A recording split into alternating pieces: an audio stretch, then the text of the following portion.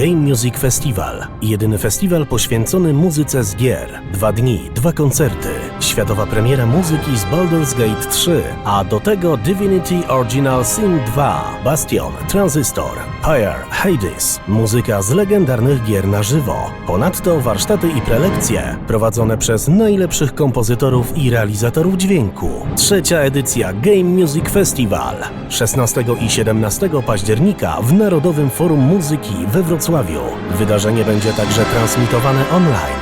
Więcej informacji na gmfest.com. Poleca Game Music Festival.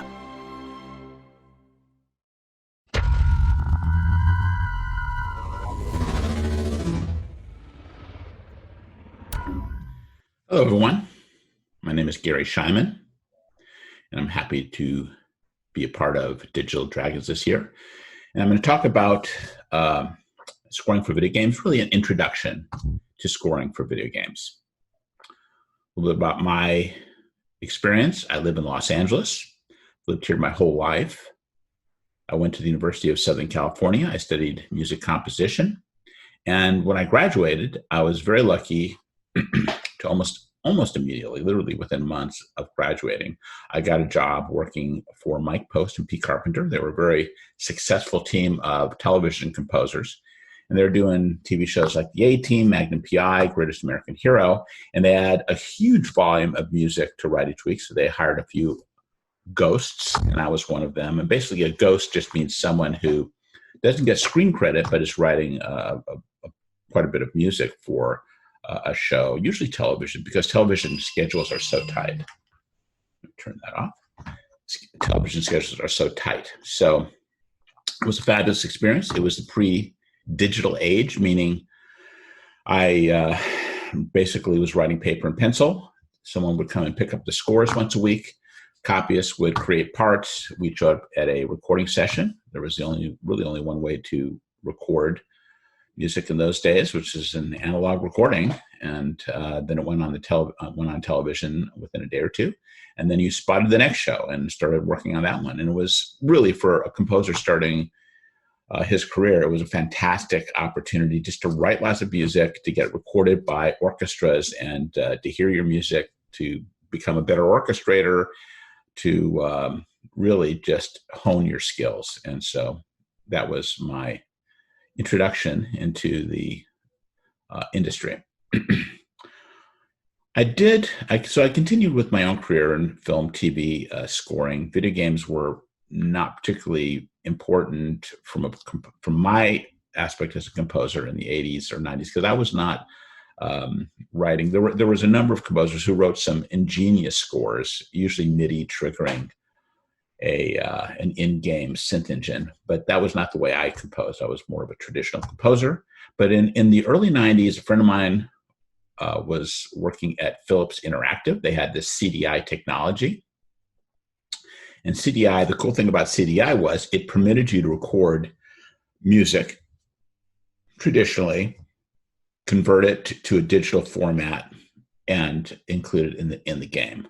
That, when I did 3 or 4 games in that for that technology, it went out of business, unfortunately, and was not focused on games at that point.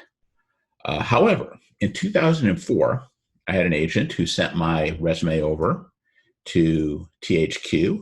THQ was a big publisher at that time, and THQ was making a game called Destroy All Humans. Destroy All Humans was a really interesting game. I was very fortunate to get hired for that project, and they wanted a score that emulated the style of Hollywood sci-fi movies from the 1950s. In particular, the score for The Day the Earth Stood Still by Bernard Herrmann, one of my favorite composers, actually. And so I was very excited to write a score based upon, you play, as in Destroy Humans, you played a tiny little green alien coming to Earth, gathering DNA. It was kind of a goofy game, but fun. And I got an orchestra, which I was very excited about. And I was astounded, because I was not a gamer. I was astounded at how far games had evolved technologically. This is 2004. So, of course, in the last 16 years, it's been another many leaps and bounds technologically. But in any event, it was fantastic. I enjoyed it. I enjoyed working with the orchestra. I enjoyed the people I was working with. And I started becoming really focused on finding opportunities in the gaming industry, and started scoring one game after another. And in particular, I had the opportunity because the audio director on Destroy Humans was then the audio director for Irrational Games, and she hired me to score BioShock. BioShock was a really interesting game, and no one knew it was going to be an iconic hit at the time, but the music they wanted very unique music. I got an opportunity to write some really cool stuff for it, and that was a big hit. I will take a moment to say something I've said before, if you've ever heard me speak before, but by far, the coolest, most interesting music I have ever been asked to write has been for games. So that aside, and of course, there's the added advantage of the fact that the people working in the video game industry are fantastic to work with. I love working in the industry. I just love the people. They're great. So both creatively and personally, it's a fantastic. The only downside financially is there's almost no back end. So a lot of composers depend, and I depended to a great extent, on royalties, ASCAP in the United States, or throughout the world, really. I collect my performing rights royalties through ASCAP. So there's very little of that. So you kind of have to keep the income. You have to keep working to keep generating the income from the video games. I've been very fortunate to have a lot of opportunities. So that's how I got started, and I love the industry. And to be honest with you, I did not take a class. I really had no clue how to write interactive music. It was really, to me, a mystery. And fortunately, the people I worked with early on helped me and took me by the hand and said, "We need this, we need that." So why do you need to know? If you've already been scoring lots of films and television shows, why do you need to know more? Well, the thing really, and the main thing to remember, is the big difference between a film and a video game is that when you score a film, you're scoring scenes that are locked. Hopefully they're locked, as anyone who's ever worked on a film knows that very often they're editing to the last minute. But once it's edited, once the edit is locked, and the music is written and accepted and is mixed with the film, it never changes for all eternity. All the music from movies in the 40s and 50s and 60s will never change, okay? But in a video game, the player is controlling the figure. You're controlling the game. You are interactively part of the experience. Therefore, let's say you're in a forest and there's wolves or whatever. There's something maybe dangerous to you. One player might take 20 minutes to get out of that forest. Another might take 45 minutes, and another might take 5 minutes because they played the game twice before. So every player has a different experience, and certainly timing-wise.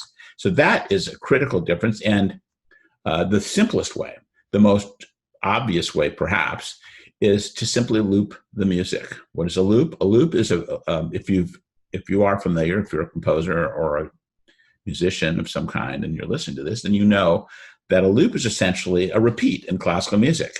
So it's music that perfectly loops or repeats itself, and can go literally until a player finishes some level or some experience or kills a dragon or whatever you have to do to finish some goal.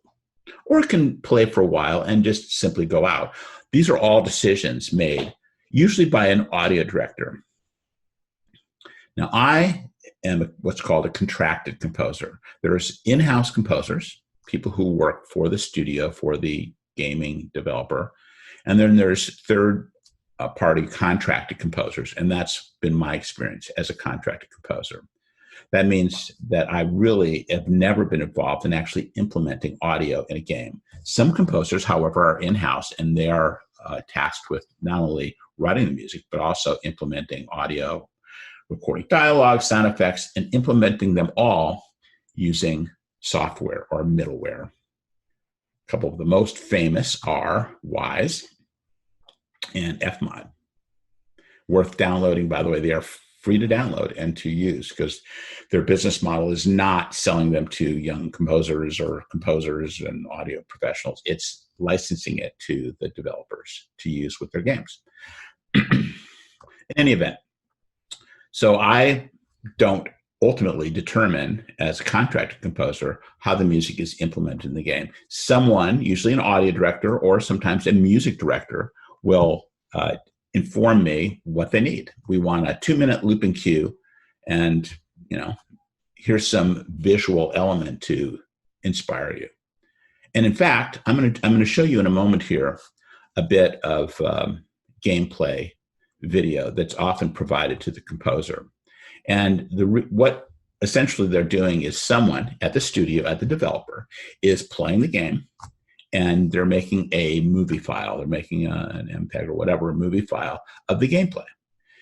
And then they're sending it to the composer, who's almost always, not always, but almost always, if you're contracted, offsite. And I work here. This is my studio here in Culver City, California. And we lock it to our digital audio workstation, our DAW, and we use it to inspire us, bearing in mind that it's only one person playing that bit of video and or playing that bit of game, and that no two gamers' experience will be identical. So you just use it for inspiration. The music is meant to be, again, in a haunted house, then it's kind of cool and quite valuable to have the image of someone walking around in the actual haunted house where your music is going to be implemented.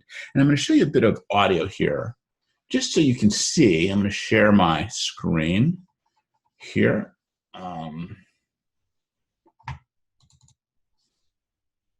Just to show you what this kind of audio looks like.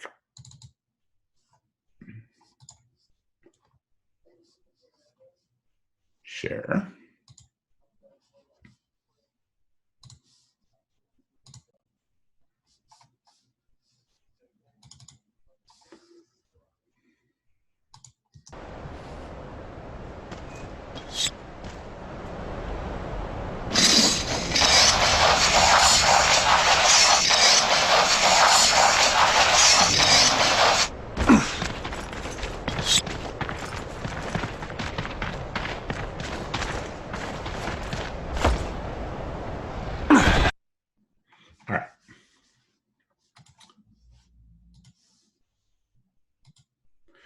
So what that is simply someone playing the game. That was from Shadow of War. I've scored the 2 Shadow games from Monolith Games and Warner Brothers, Shadow of Mordor and Shadow of War, with the in-house composer, Nathan Grigg. And we scored those 2 games, and they were marvelous to work with. We also got a lot of times with orchestras, which I love. In any event, so that's what you get. That's the type of video. And what you might notice is it's somewhat primitive. It's not finished. You see numbers streaming on screen. You often see characters walk through rocks, which of course they have to fix. It's a bug. The quality of the visual is funky, but it's sufficient to help you understand the vibe, the feel of an environment that you're scoring for. So that's really, really helpful. So besides the loop, I want to show some a PDF or 2 of. Let me share screen again.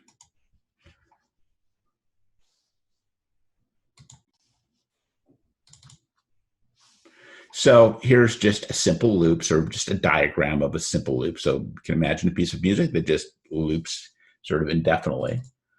But here's an overview of adaptive music techniques. And in general, and this is not all of them, but if you had to generalize the 2 styles of interactive music, there's branching or horizontal. And a loop is essentially a horizontal style of interactive music. The loop can branch, however, to another loop based upon something happening, finishing something, finishing a chore, or it can branch to what's called an outro, where the music ends in a natural way. And it can also have, by the way, an intro, a short introductory piece that builds to the loop, and then a basic piece of music or the outro that leads you out of it and gives you a musical ending. However, it could also just branch to another piece of looping music that then goes and branches and crossfades to a third piece of looping music. It depends on how much music there is. Some games are wall-to-wall, others are much sparser than that. And some games have 30 to 40 hours worth of gameplay, so you're not going to have 30 or 40 hours worth of music. But let me show you another more sophisticated use of looping. So this is kind of a diagram showing loops with stingers. What is a stinger? A stinger is a separate piece of audio that works with what we're referring to here as the master loop. So you have a loop of music. Let's say you're walking around a forest, and perhaps there's dangers in this forest. Maybe it's goblins, maybe it's orcs or whatever that could come and attack you. But because these enemies, shall we say, are sort of lurking in different parts of the forest, they don't actually attack you until you get to some location within this forest. So the game has an artificial intelligence, and it knows where you are at any one time. It has it knows actually exactly where you are, and in fact, it's constantly triggering audio events. It could be someone talking to you. It could be a tree that has wind blowing through it, a branch that's breaking, or the sound of your feet walking on the ground. But let's say at some point, an orc jumps out from behind a tree and attacks you. Well, you can have one of these separate stinger events, musical events, and basically it's a loud, intense kind of stress-inducing piece of music that captures this creature who is endangering you. And it feels like it's happening. And in fact, it does happen exactly with the experience that the player is having.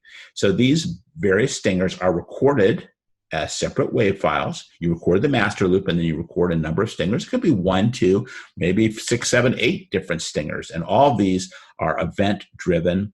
They trigger when you are attacked, or when you discover something, or something occurs, something significant occurs. Then the audio engine will hit one of these stingers. One of these stingers will play based upon that event. Okay. So here's another bit of use of stingers, and these are now getting back to this other vertical layer. Okay, so if we're talking about vertical layers, we have the master loop, and then we have other layers that are synced with the master loop that essentially allow you to cross-fade to them as more intense activity occurs, or let's say it's a combat cue. Let's say in Shadow of War, your character, Italian, would break into an enemy fort, and you'd sneak around. So you'd have an ambient textural tension layer. But if an orc saw you, if say one did, then he would engage you in combat. And so a sort of medium level of combat would crossfade from the ambient layer. And then let's say you aggregate a group of orcs, then a more intense layer of combat music. So basically these various layers will kick in, again, based upon markers that the game knows what's happening if you're engaged with an enemy, and increase or decrease the intensity by crossfading back and forth between these various layers. And one can think of the layers as really just faders. Think of 3 faders, and you're having a basic track. The A track might be your ambient cue. B track might be your level, lesser level, but a sense of combat. And track C might be intense combat. You're really engaged with lots of enemy, and it's quite intense. And let's say you sneak back away, and now you can crossfade back to track A. And it's just a matter of these tracks are all playing essentially simultaneously, but you're crossfading back and forth between them. And when the music is written right, it's seamless. It works really, really seamlessly. And I'm going to talk in a little bit about how to accomplish that.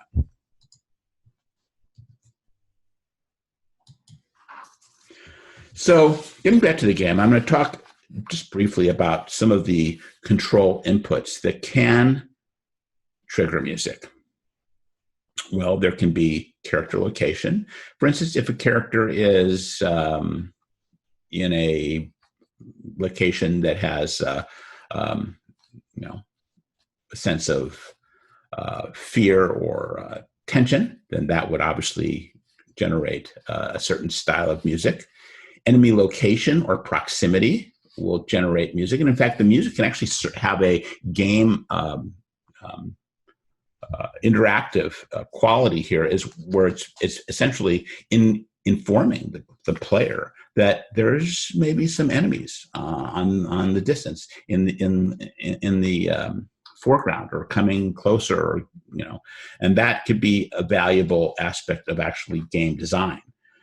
Environmental effects like weather, time of day. So the music may be different at night if you're playing at nighttime, or it might be different if it's raining or whatever. Those types of effects, visual effects or climate effects, can affect the music. And you'd write different pieces of music that will be triggered based upon those criteria.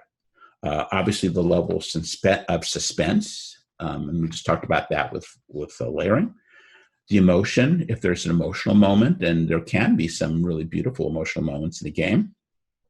The health of a player. So as anybody who is listening who's played a game, you know that as you're engaged in combat, your health, if they're hitting you or striking you or shooting at you, as they get little bits of you, your health declines. So the music can reflect that and, in essence, sort of help tell you that, hey, you're in trouble. Maybe you need to escape from this, or you need to get away, or you need to get some help, or whatever. Non-player characters. The games sometimes generate characters that help you and assist you, and you could have themes for those characters, or when their characters are helping in certain ways, there could be music that accompanies them. Obviously, the action that the player is currently attempting. So if you're trying to sneak around something or fight someone or whatever, the music can perfectly capture that. And as you're accomplishing puzzles, so the music can trigger when you start a puzzle and can kind of create a sense of maybe tension as you attempt to, there's a timer on the puzzle. And it also can reward you. If you solve a puzzle, you could have a piece of beautiful music that makes you feel good that the puzzle has been solved, or puzzle fail, or character dying.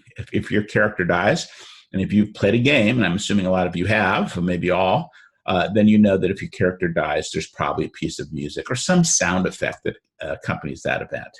And then you're punished, and you have to sort of aggro again and be reborn and run or whatever. So, and I'm talking in general about interactive aspects. And this really is what is different, as I said earlier, about game music. In film music, we never, ever have to deal with those types of events. However, there is an aspect of game scoring in which we have to emulate what we do in film and television scoring. And that is, we're scoring cinematics or in-game cutscenes. These are usually at the end of levels, sometimes in the middle of levels, but you get to some point, the developer is trying to give some information or maybe reward you with a interesting movie file. And those are scored just like a film or television show. There is no difference between scoring a scene, a CGI movie, usually CGI movies and games, and scoring a scene in a film. They're locked to picture, they're mixed, and the player can't interact with them. You're kind of stuck usually watching them.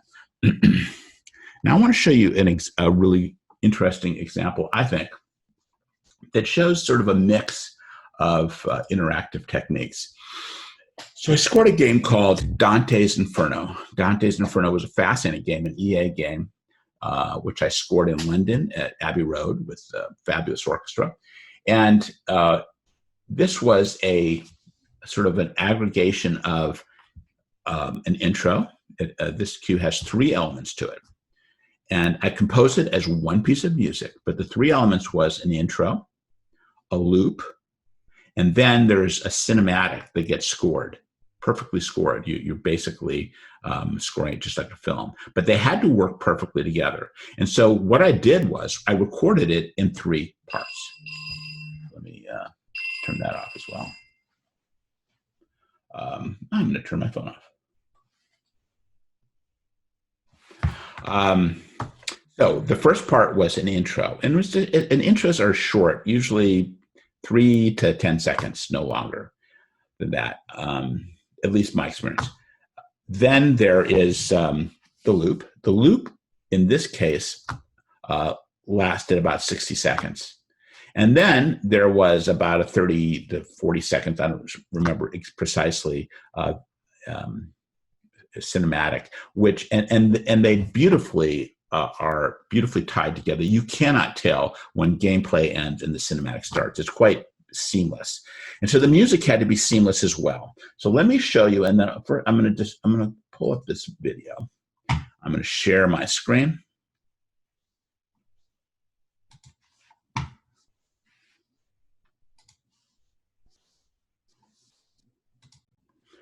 All right. So you're ending a scene, ending rather a level. In this level, you've had to fight this, boss battle towards the end of this level. It's towards the beginning of the game. By the way, you are in hell. Dante's Inferno all takes place in hell. Okay, so I got to score hell, which was pretty cool, actually. And so you finish defeating this creature called Phlegyas. Phlegyas is a giant. And I don't know if hopefully you can see this here. I'm going to brighten up my screen just a little bit. These are horns, and Dante, and you're standing on Phlegyas's head. And Phlegyas is so maybe like 60, 70 feet tall, and you're maybe 6 feet tall. And basically, there's an intro, and then you have to cross a bridge. You're ending a level, you're crossing a bridge, and during that bridge crossing, the player could take as much time as they wanted. In this instance, we're watching gameplay video that was taken by an employee at EA, so it's as long as it is. But in the in-game, the player could take as much time as they wanted crossing the bridge. But at a certain point crossing the bridge, the player loses free agency. Okay, that means they can no longer control their figure, and you're watching a cinematic. And you hear this very dramatic voice of this English actor who's actually quoting from Dante Alighieri's book Inferno, and it's quite well done. And that becomes a cinematic, and you're actually heading towards this city called Dis, D-I-S, and this is your destination. The next level is going to begin in Dis. So let me play it for you. So there's an introduction, and this had to be recorded, as I mentioned earlier, in 3 parts. And I'll tell you why in a second. It may be obvious, but I'll tell you why, just in case it's not so obvious.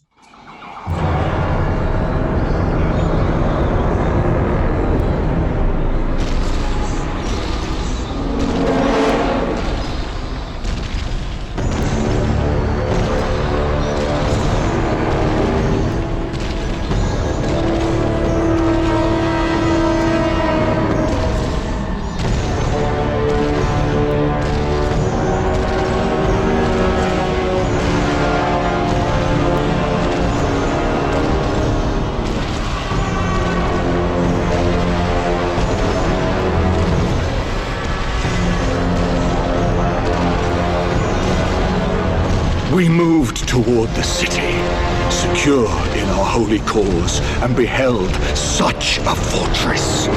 And on every hand I saw a great plain of woe and cruel torment. Bitter tombs were scattered with flame, made to glow all over, hotter than iron need be for any craft. And such dire laments issued forth as come only from those who are truly wretched, suffering and forever lost.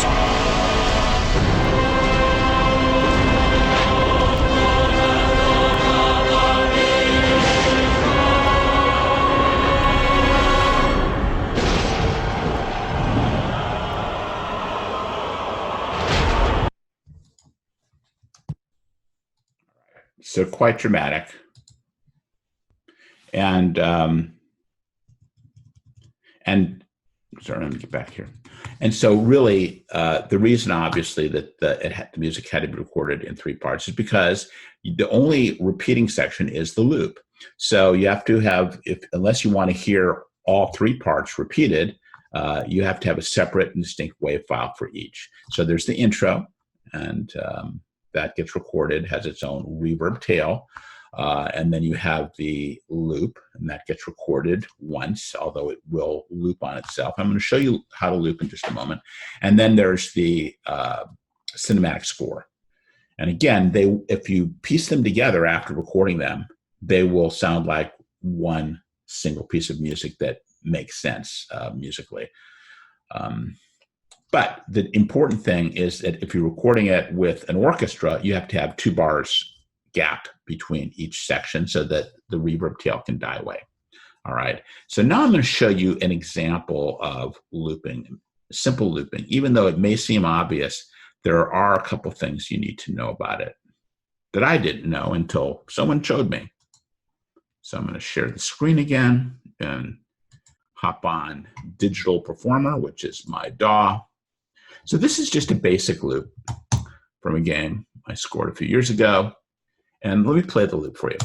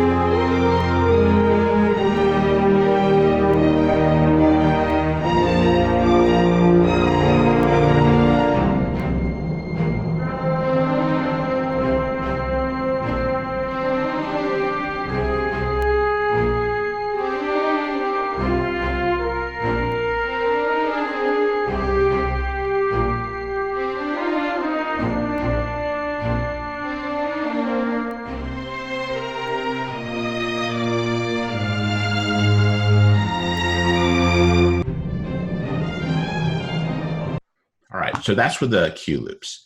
However, it didn't quite feel natural. And the only reason it didn't feel natural was that the reverb tail, we didn't hear the reverb tail. And because of that, it sounded very cut off at the end. And so it did not loop naturally. Let me play the end again without the reverb tail, because as soon as it fades. Okay, the very simple trick for fixing that is when you deliver the cue, you can just take the reverb tail, cut it off, and place it at the beginning of the cue. You bounce it together in a few seconds, but let me just play it again, and you'll see that it's now seamless.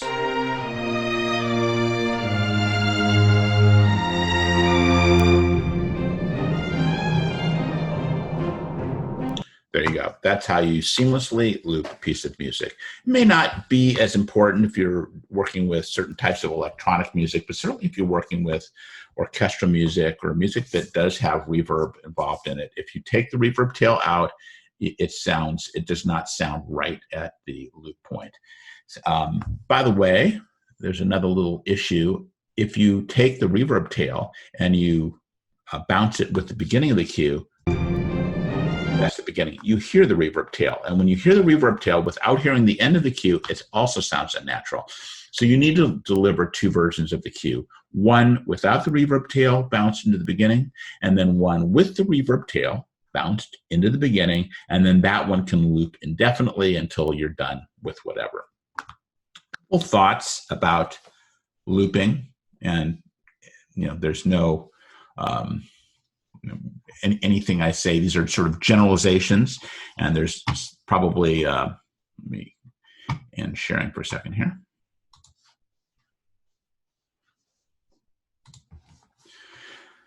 So these are generalizations. I would generally avoid dramatic dynamic changes in a loop, because if you are dramatically building to something and it's not matching anything that the player is actually experiencing, they're going to be confused. It's going to be like, wow, the music is getting scarier here and it's building towards something. Is there something that's going to jump out at me? And there isn't, because you don't know what the player is doing at that time. So there does need to be somewhat of a sameness throughout.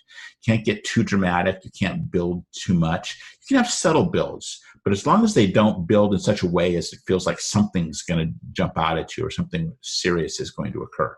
So that's something to keep in mind. Harmonic changes, you can use harmonic changes and make for an interesting piece of music. But bear in mind, if you want to have a cue where you're going to be able to exit it at any time, of course, the simple way of getting out of a cue is just simply to fade it away, okay? But a more sophisticated and a more interesting and a more creative way is to have an outro, which is a short piece of music that ends the cue in a natural way, basically like a coda in classical music. Therefore, there has to be a way to get to that coda at almost any point in the loop. Okay, so you have to keep that in mind as well. There's ways around that. You can tell the software, the middleware, as soon as you get the signal to end this cue and go to the coda or the outro, here's the 2 or 3 places within the music. So keep playing until you get here, then go to the coda, and then fade away, and you're out. So that's something also to keep in mind. In general, the loop has to fit with whatever the player is experiencing. That's sort of a simple thing to say, but that's why having a video of gameplay is critically important so that you match it. Now, all this said, you're not sending this off and it's getting implemented to the game without someone taking a look at it. What generally happens is, and the approval process is, you write the music based upon the criteria that they've provided you and some gameplay footage, and then they implement it. That you deliver a mock-up of the music. It may be final. The mock-up may be final if you don't have budget for an orchestra or live instruments. But let's say you have an orchestra, well, then you're going to record an orchestra at the end. But in the meantime, you have to mock it up and make it sound good. You have to sell it, in essence, just as you would in film and television. And they'll implement it. And if it's working, boom, you're done. Next cue. If it's not working, you'll get input, okay? And then you're going to have to make some changes. And it's similar, really, to a film or television score, where you're sending music to the director or the producers, and they're putting it in the picture, and they either like it or they don't like it, or maybe they like it, but there's caveats. It's getting, this part of it is problematic, or this part of it doesn't get dramatic enough. You're getting feedback. And so this is part of the process. This is how scoring films, television, games works. It's a process. And sometimes, I've scored projects where it's like, they love everything I do. I mean, yeah, we love it. We love this even more. And it's great. And there's other projects where you are really, every cue is being, under a microscope, and you're reworking things over and over and over again. And this happens in film. This happens to the most famous film composers I know, to tell me stories that they're writing 5, 6, 7 cues, rewriting and reworking to make it fit. So that's something to keep in mind. So the last bit of interactive music technique that I want to talk about today, because it is used commonly, and we don't look, this all I can do is sort of demystify the subject. I do teach this introduction, or really scoring for video games, at the University of Southern California now, in the screen scoring program, and it takes me a year. So I'm kind of giving you guys, anybody who's listening, rather, my entire year's worth of information in about 50 minutes. So you're not going to get everything. But in any event, I do want to talk about looping levels, layered music, because I think that's something that we end up doing a lot. And it's quite an interesting technique, and it works quite well.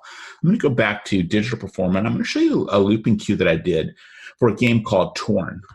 It's a VR game, came out last year, and really had a great time working on it. I had an orchestra, recorded that here in Los Angeles, and there was a looping cue that I'm going to show you in a second. Now, in most instances that I've rather layered cue, that I've written layered cues for, it's been combat music of varying intensities. And it's sort of obvious when you're in combat, there can be different levels of intensity of fighting. And if the music, and very often it's looping layers, okay, it's looping music. Very often, or if you've written music and it's too intense for what you're seeing visually, it feels wrong. Or if it's not intense enough. And so by writing 2, 3, sometimes even 4 layers of intensity, the game can using markers based upon what events, what the player's actually doing, can subtly crossfade to these different layers and really capture what the player is actually experiencing. And it feels so much better if you accomplish this. So, I mean, I have certainly worked on games where there was just one level of combat music, but layering really captures the subtlety of the intensity of the combat and makes the player's experience very, very interactive and therefore much more interesting. I'm going to share my screen again, and I'm going to go back to Digital Performer. I'm going to go to this cue here called Leave Layers. Close that chunk. And first I'm going to show you the video. So this is not combat music. This is really a scene where you enter the game. Much of the game takes place in an old mansion that you're exploring. And in this mansion, there's a story that's really quite interesting. I'm not going to get into too much detail in the story, but the important thing here in this particular sequence is you go into a room called the conservatory. And in this room that's been essentially undisturbed for about 65 years, the leaves from trees from outside over this entire period of time have been coming into the room and just sort of sitting there. And when you open the door, the windows are open and the wind is blowing, and there's also some kind of a fan system, and you have to essentially solve a puzzle that sort of shuts down the windows and the fan system. So when you initially come in, you have this blowing wind of leaves, sort of like a frantic leaf storm, as they called it. And as you shut down the system, the leaves start to get less intense and start to calm down. The wind is less. And then at the end, the leaves have stopped moving. So they wanted 3 layers of intensity. One is the leaves frantically blowing around. The second, the leaves calming and less intense. And then the third, completely calm. And basically all I had to do was write the most intense layer first. And this is generally how I compose layered music. You write the most intense layer first, and then you deconstruct that intense layer to create less intense layers. So in this instance, and this is not combat, this music is just sort of kind of pretty evocative of memories. And I have these 16th note triplets going on. As the leaves calmed down, I took the 16th note triplets and I made them 8th note triplets, and I orchestrated it differently. I reorchestrated what might have been violins and octaves. I made it just the lower octave of the violin. Dynamics are taken from forte to mezzo forte. In general, everything is just less intense. The tempo is the same, the harmonies are the same, the melodies are the same. You're not changing any of those. Therefore, you can have all 3 of these cues that are lined up and will perfectly crossfade to each other. Melodies will be in the exact same place. Harmonically, it'll always all be in the same place. And so let me play a little bit. I have to untether this for a second of the cue so you get a sense of what it sounds like.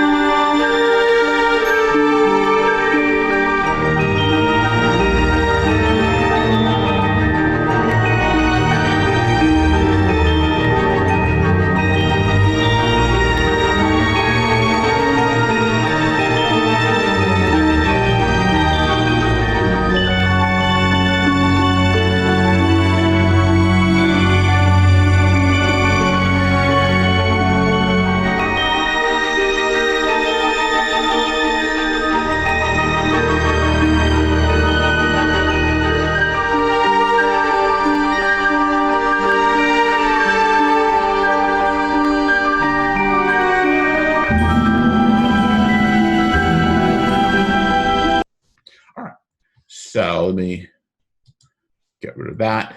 So as you can tell, just sort of a kind of interesting bit of music that feels and evokes memories. But that's the most intense layer that we just heard. Now let me go to the mixing board. We have our 3 faders. And if I pull down the other 2 faders and we play this cue again,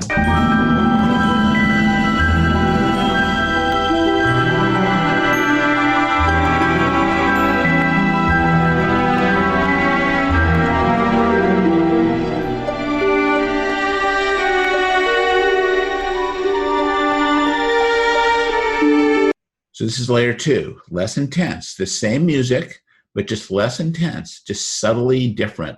The volume-wise, density of rhythmic material and ostinatos are going from eighth notes, quarter notes, triplet sixteenths to triplets, etc., and just generally less depth.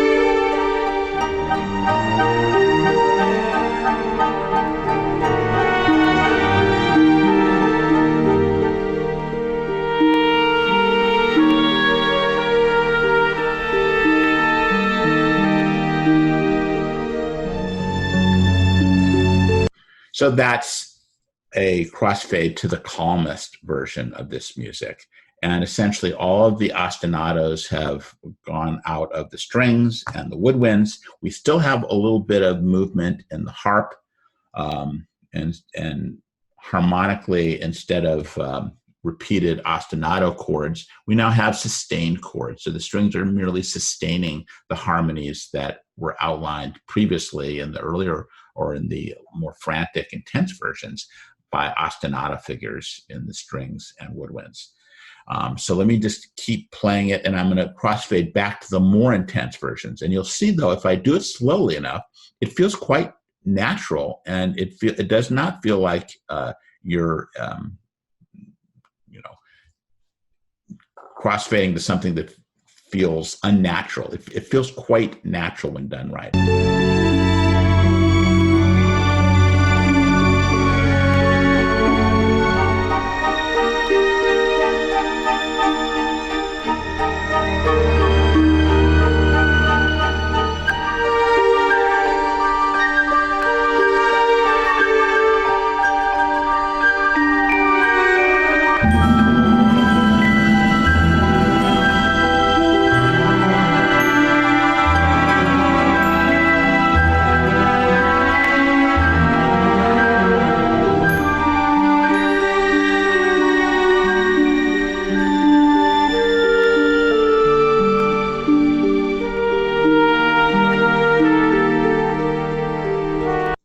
So even going from the most intense layer to the least intense layer feels natural if you do it smoothly enough.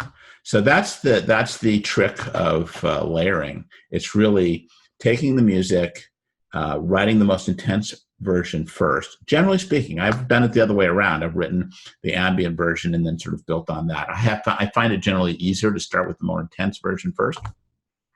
That doesn't mean you have to do it that way. In fact, sometimes there's a purpose to writing it the other way around. I was working on Shadow of War, and there's a very emotional segment where the main character, Talion, is going back to his home city and reliving its loss. And so there's 3 layers. There's an ambient layer, and then there's this big combat layer. But because it's so emotional, we decided that the more interesting way to score that particular set of layers was to start with the ambient layer, which was very emotional and had choir and orchestra, and then building on top of that.